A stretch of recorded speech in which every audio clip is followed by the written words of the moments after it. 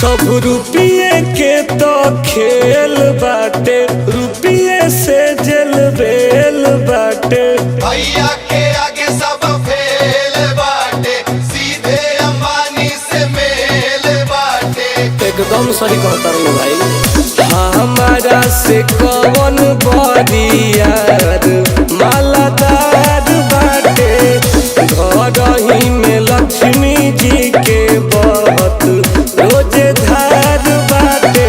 पता कले अरे बड़े बड़े नेता लोग के करे खाती घाही, पैसा ना तो पावर चाहिए।